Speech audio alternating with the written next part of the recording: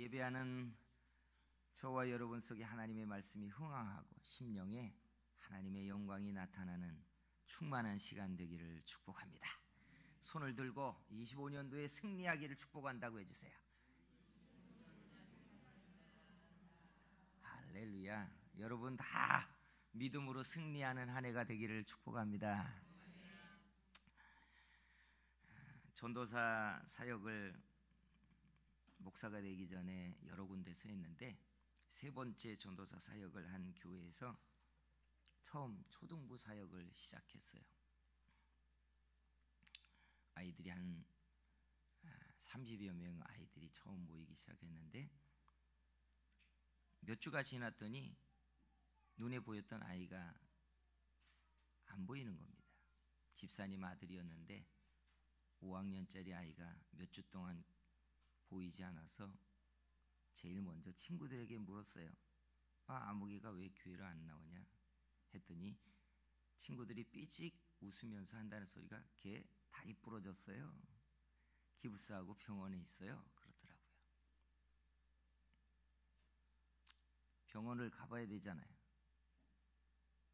근데 애들이 한다는 말이 전사님 안 가도 돼요. 왜? 그랬더니 걔요 옥상에서 뛰어내려가지고 다리 부러졌어요. 옥상에서 2층 옥상에서 뛰어내려가지고 마당에서 다리가 부러졌다는 거예요. 거기까지 들으면 큰일이잖아요. 그래서 주일 낮에 그 엄마 집사님을 만나서 아무개가 다리가 부러졌다는데 어찌된 일입니까 했더니 막 웃어요. 이게 웃을 일이냐고요. 엄마가 웃는데 걔요 명절날 들어온 선물 포장지인 빨간 보자기를 목에 두르고 옥상에 올라가서 슈퍼맨이라고 뛰어내렸어요. 그러면서 엄마가 웃는 거예요. 다리가 부러진 자기 아들을 놓고. 그 아이가 청년이 될 때까지 제가 봤는데 그 아이가 있어서 모일 때마다 아이들이 실패한 뼈 부러진 슈퍼맨이라고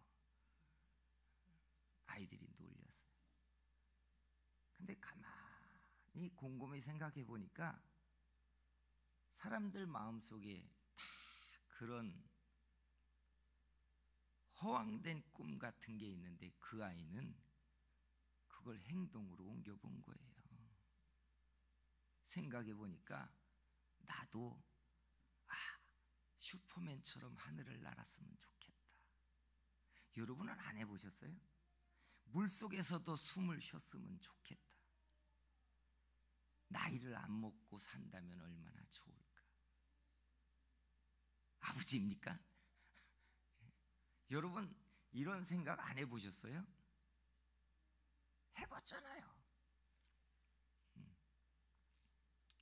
근데 사람들은 마음속에 그런 기대만 한 번쯤 했을 뿐인데 이 아이는 그걸 해본 거예요. 내가 슈퍼맨처럼 나나 안 나나 해보겠다고.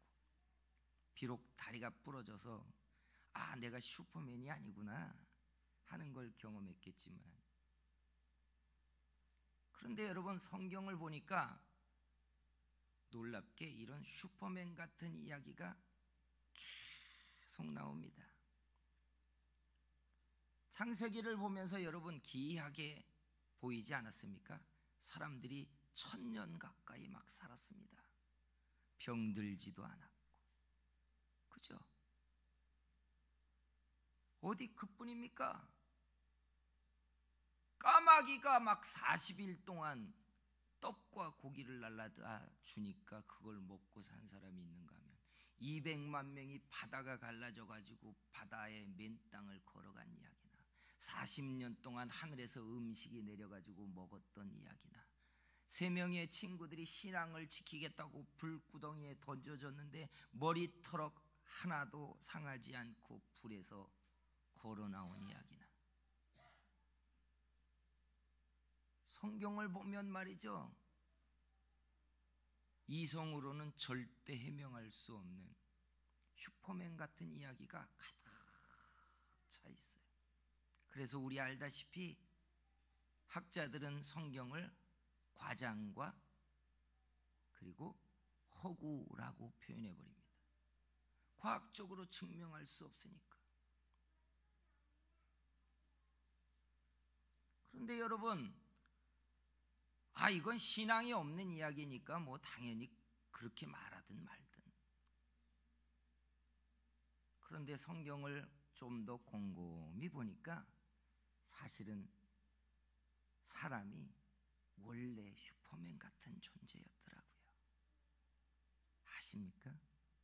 하나님이 사람을 처음 지었을 때 하나님의 형상이 망가지기 전에 사람들이 1000년 가까이 살고 병들지 않고 세상을 통치할 수 있는 지금과 비교할 수 없는 뛰어난 영성과 지각을 가지고 있었던 특별한 존재였더라고요. 그런데 알다시피 죄가 사람에게 들어오면서부터 하나님과의 관계가 통신이 두절되듯 끊어졌어요. 하나님과의 관계가 끊어지고 나니까 사람들의 지각이 점점 어두워지고 육신의 병은 찾아오고 수명은 줄고, 그러면서 우리 이렇게 되었어요. 이게 사람이에요. 비록 하늘을 날지는 못하지만 물속에서 숨을 쉬는 존재처럼 특별하지는 않을지 몰라도 하나님이 지었던 사람들은 지금보다 훨씬 특별했더라고요. 그래서 이렇게 성경을 보다 보니까 오늘 말씀들이 새롭게 보이기 시작해요. 왜냐하면 오늘 우리가 읽은 이 본문은 다 알다시피 예수님이 이 땅에 나신 기원을 말하잖아요. 기원을 이렇게 말합니다. 말씀이 육신이 되어 우리 가운데 거하시며 독생자의 영광이요 은혜와 진리가 충만했다. 독생자의 영광, 은혜와 진리가 충만했다는 것은 마치 만들어진 완성품에 나타나는 광채와 빛 같은 것이고, 만들어지는 과정을 성경은 말하기를 말씀이 육신이 되었다라고 말해요. 그런데 성경을 가만히 봤더니 아담을 하나님이 지으실 때도 말씀으로 창조하셨어요. 하나님이 말씀으로 세상을 지으셨더라고요. 그러니까 우리도 유전자의 기원이 뭐예요? 말씀으로 지어진 존재들이에요. 그런데 하나님과의 관계가 단절이 되다 보니까 마치 업그레이드가 되지 않는 옛날 기계들처럼, 버전을 업시키지 않는 기계들처럼 노쇠하고 점점점 녹슬고 프로그램은 점점점 낡아져가는 것처럼 우리는 점점점 퇴화되었던 겁니다. 그런데 이렇게 망가진 사람들에게 어느 날 하나님의 말씀의 원형이 육신을 입고 이 땅에 딱 오셨다고 말한 겁니다. 그분이 누구예요? 예수 그리스도이십니다. 우리는 말씀에서 떠나 하나님의 빛을 잃어버렸고, 프로그램도 업데이트가 되지 않아가지고 다 지각도 낡아졌고, 하나님의 흔적은 있는데 하나님을 알지도 못하는 사람이 되었고, 성령이 조명하지 아니하면 하나님을 아는 지각도 깨어나지 않는 존재가 됐는데, 하나님의 아들이 그 말씀이 육신을 입고 이 땅에 오시면서 흠 없는, 최초의 버전 같은 흠 없는 하나님이 이 땅에 다시 오셨다는 거예요. 그가 예수 그리스도이십니다. 그가 우리에게 다시 빛을 주시고, 그가 다시 우리에게 하나님의 생명을 전하기 위하여 이 땅에 오신 줄 믿습니다. 이게 여러분 우리가 알고 있는 복음의 핵심이잖아요. 말씀이신 예수님이 오셔서 우리에게 생명을 주시고 빛을 다시 주셔서 끊어진 하나님과의 관계를 다시 연결해서 우리가 하나님의 형상으로 회복되는 것, 이게 우리가 다 알고 있는 복음의 핵심 줄거리입니다. 그러면 여러분, 하나님이 아들을 보내서 우리에게 주시고자 하는 그 생명 빛이 뭐냐 이거예요. 생명과 빛이 뭐죠? 아들을 통해 우리에게 주시려고 했던 그 생명과 빛이 뭐냐고요? 말할 수 있어요? 심장이 뛰는 거요. 이 속에서 하나님을 아는 지각이요, 천국에 대한 소망이요, 베드로서에 말한 것처럼 우리가 예수 그리스도를 본 적도 없는데 주를 사랑하는 이 믿음이요, 이걸 생명이고 빛이라고 설명할 수 있나요? 더 정확하게 이야기하자면 말씀으로 지어졌던 우리가 말씀을 떠나서 망가진 하나님의 형상을 말씀이신 하나님이 다시 흠없이 육신을 입고 오셔서 그 말씀을 다시 우리 안에 담으시는 것, 이게 생명이고 빛입니다. 성도 여러분, 여러분 속에 말씀이 담겨지고 있고 말씀이 담겨진 만큼 믿음이 생기고 하나님과 연결된다는 사실을 알고 계십니까? 그래서 믿음이 크고 하나님을 아는 사람들이라는 건 하나님의 말씀이 우리 속에 더 많이 충만하게 담겨진 사람들이라는 뜻이기도 해요. 그래서 요한복음 15장 7절에는 정확히 이런 말씀을 하십니다. 말씀을 띄워줘 보세요. 요한복음 15장 7절 말씀을 띄워주세요. 예, 빨리 띄워주세요. 15장 7절. 천국에 가신 분들이 깨어나셔야 돼요. 자, 15장 7절 읽어볼까요? 시작. 너희가 내 안에 거하고 내 말이 너희 안에 거하면 무엇이든지 원하는 대로 구하라. 그리하면 이루리라. 예수님이 말씀이 되어 이 땅에 오셨는데 우리에게 이런 말씀을 하세요. 너희가 내 안에 거하고 그리고 내 말이 너희 안에 거하면이래요. 그러니 여러분, 말씀이신 예수님이 우리에게 주시는 생명과 빛은 말씀입니다. 그가 말씀이었고 그 말씀 속에 빛과 생명이 담겨 있는데 주님이 주시는 빛과 생명은 우리에게 영생을 주시는 예수 그리스도의 말씀인 줄 믿습니다. 말씀이 그래서 담기는 거예요. 자꾸 말씀이 담기는 거예요. 그러면 여러분, 말씀이 담기는 효과가 뭔지 여러분 아세요? 이걸 어떻게 쉽게 설명할까? 믿음이 일어납니다. 주를 사랑합니다. 천국을 소망합니다. 신앙적 표현으로 설명할 수도 있지만 일반적인 표현을 하자면 이런 것과 같아요. 요즘 아이들이 태어나면 아이들의 탯줄을 보관하는 분들 많잖아요. 왜 보관하는 줄 아시죠? 30년이 지나고 50년이 지나서 몸이 바이러스나 병영군들에 많이 상해가지고 몸이 망가지기 시작하면 30년 전에 50년 전에 내가 병원에 맡겨놨던 탯줄을 배양을 해가지고 병원균에 오염되지 않았던 엄마 뱃속에서 태어날 때의 몸뚱아리에 가장 순수한 나의 세포 조직을 다시 배양해서 몸에다가 투여를 해서 질병이 싸워 이길 수 있는 건강한 몸을 다시 만들겠다는 치료술이에요. 놀랍잖아요. 놀랍잖아요. 하나님의 말씀이 우리 속에 들어온다는 이야기는 이거예요. 처음부터 우리는 하나님의 말씀으로 지어졌는데 은혜 없이 하나님을 모르고 떨어져 살며 점점 어둠의 길로 행하고 은혜 받지 못하며 믿음도 잃어버려서 우리의 육신이 하나님의 능력을 다 상실한 존재가 되었는데 예수 그리스도가 이 땅에 오셔서 그의 은총을 통하여 우리에게 말씀을 담기 시작하면 그 말씀이 다시 하나님의 형상을 깨어나게 하기 시작하는 거예요. 외형적으로 보면 믿음이 막 충만해지고 하나님을 사랑하는 사람이 되지만 이 안에는 그 말씀이 내 세포와 내 영혼과 내 조직과 내 몸속에 담겨있던 슈퍼맨 같은 원래 하나님의 형상의 능력이 다시 눈을 뜨고 깨어나기 시작한다는 거예요. 원래 하나님의 형상에 있었던 그 능력들이 녹슬었던 것에서 떨치고 일어나 하나님을 바라게 하고 하나님의 능력을 힘입어 우리에게서 발휘되기 시작한다. 이 말이 바로 요한복음 15장에 말하고 있는 거예요.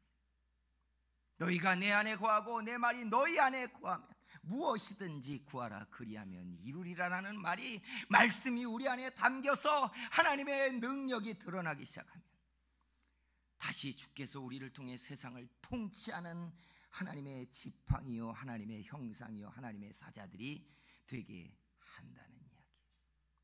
사랑하는 성도 여러분, 올 한 해 동안 말씀 담는 사람들 되기를 주의 이름으로 축복합니다. 그런데 여기에서 의문이 하나 있어요. 설교를 준비하다가 그런데도 불구하고 왜 우리는 하나님의 능력의 사람들처럼 능력을 잘 경험하지 못할까? 성령의 시대에 보니까 어떤 사람은 불 가운데도 들어갔다 나오고, 어떤 사람은 물 위를 걷기도 하고, 어떤 사람은 안전뱅이를 일으키기도 하고, 어떤 사람은 귀신을 향하여 예수님의 이름으로 한 번만 명령해도 귀신이 떨며 쫓겨나가기도 하고, 어떤 사람은 손을 얹었던 듯 병자가 낫고 자기 몸에 있었던 손수건을 갖다 얹기만 해도 병자들이 일어나기 시작해 기사가 나타나는데, 사람들은 왜 이런 창조주의 능력과 권세를 오늘날 발휘하지 못하나? 성령 시대가 끝나서 그런가? 아니에요. 폭약이 터지려면 공식이 있잖아요. 그죠? 심지를 박아놓은 심지에 불을 붙여서 그 화기가 폭약에 닿게 할 때 터지거나, 아니면 작약의 공이를 때려서 강력한 충격을 주어야만 폭약은 터져요. 그렇지 않으면 그건 그냥 길거리에 굴러다니는 여러 광물들 중에 하나일 뿐이에요. 터지지 않는 화약은 아무 의미가 없다고요. 여러분 보세요.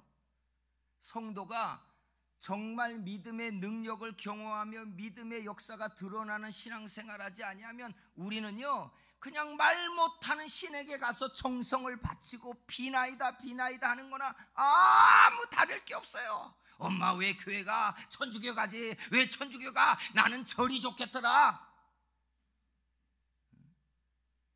하나님이 계신 줄도 모르고 하나님의 능력이 지금도 역사한다는 폭발하는 권세를 경험하지 못한다면 차라리 여러분 간섭하지 않고 그저 내 입맛에 맞는 고기 없는 그저 밥 주는 절간이 훨씬 낫겠다고 말할 수도 있잖아요. 말씀은 우리 속에 역사해야 진짜 능력이 되기 시작해요. 그런데 말씀이 성경에 담겨있는 믿음의 사람들에게 역사하였던 것처럼 우리에게 역사하려면 화약이 터지는 공식처럼 공식이 있어요.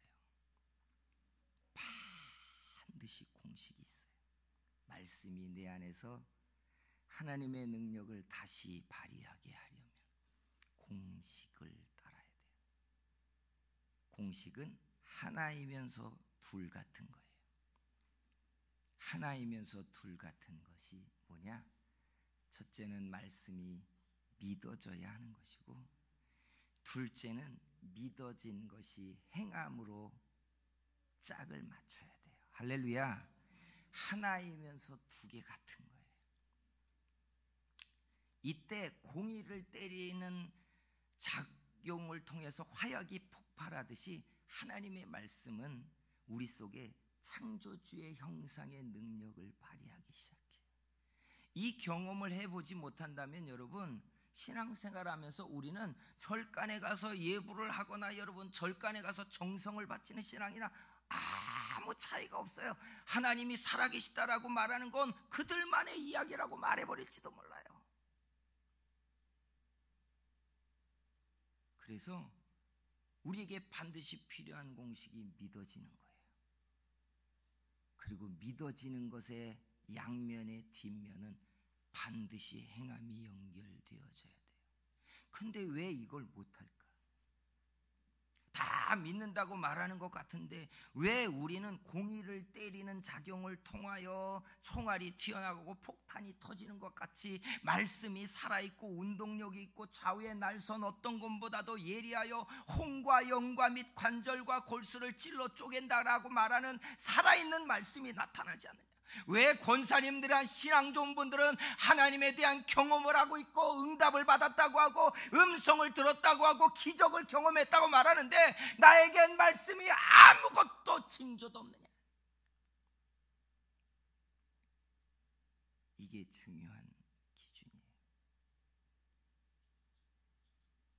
믿음이 행함과 함께 말씀이 살아있게 하려면 믿음의 칼자루가 내가 아니어야 돼. 믿음의 칼자루는 말씀이지 내가 아니에요. 믿음의 칼자루를 내가 쥐고 있는 신앙이 뭔 줄 아십니까? 행함의 때를 내가 정하는 거예요.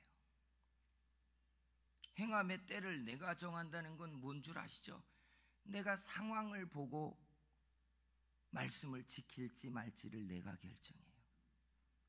내 마음의 여부에 따라서 내가 어떻게 말씀을 대할 것인지 내가 결정해요. 이게 칼자루를 내가 진 신앙이에요. 그러니까 여러분, 말씀이 내 안에서 말씀의 능력을 나타내는 게 아니라 내가 필요에 의해서 하나님의 말씀을 쥐었다가도 놨다가도 행하였다가도 놨다가도. 그러니 여러분, 말씀이 역사하는 게 누가 역사하는 게 아니라 누가 역사하냐면 내가 역사하는 거예요. 그러니 말씀이 폭발하지 않죠. 말씀이 육신이 나타났다고 하는데 성경에 보니까 이 말씀을 붙잡고 산 사람들이 하나님 앞에 생명의 역사, 기적의 역사를 경험했던 일들이 가득한데 우리는 내가 칼자루를 쥐고 청하는 거예요. 내 마음이 동하면 순종했다가 내 마음이 아니라고 하면 아닌 겁니다. 내 처지가 아니니까 순종하지 않는 거예요. 그러니 무슨 믿음이에요 이게? 남들이 보면 여러분 교회 안에 있는 멤버이기는 하지만 사실은 하나님 앞에 믿음이 만들어내는 역사와는 아무 상관없는 사람이에요. 신앙은요 정성이 아닙니다. 예의도 아닙니다. 살아계신 하나님 앞에 생명의 역사를 경험하며 주를 따르는 것이 신앙입니다. 그러다 보니까 존귀하신 하나님 앞에 경외감이 일어나고 하나님 앞에 겸손해지니까 남들이 볼 때 예의가 있고 정성이 있는 것 같지, 이게 뒤집어진 이야기란 얘기예요. 살아계신 하나님의 낯을 보고 기적을 보고 말씀이 역사하는 것 때문에 경외감 때문에 사람들이 몸을 조아리고 엎드리니까 남들이 보면 예의가 있는 사람들, 정성을 바치는 사람처럼 보이는 거예요. 성도 여러분, 내가 교회 나오고 내 처지가 되면 순종할 거라고 여러분이 생각하고 있고, 때가 되면 하나님 앞에 기도할 거라고 하고, 때가 되면 들을 거라고 하지만 여러분, 신앙은 내가 정하는 게 아니에요. 신앙은 하나님이 우리에게 말씀을 담아서 그 말씀이 나타내는 영광 때문에 하나님이 받으시는 것이 신앙이에요. 그래서 말씀을 여러분들이 담으시거든 그 말씀을 쫓아 하나님 앞에 순종의 걸음을 옮기면 말씀이 하나님의 영광을 나타내게 하실 줄 믿습니다. 올 한 해 동안 이런 살아 역사하시는 하나님의 능력을 경험하고 담겨지는 그 말씀들이 하나님의 역사를 나타내는 걸 계속해서 경험하는 저와 여러분이 되기를 주의 이름으로 축복합니다.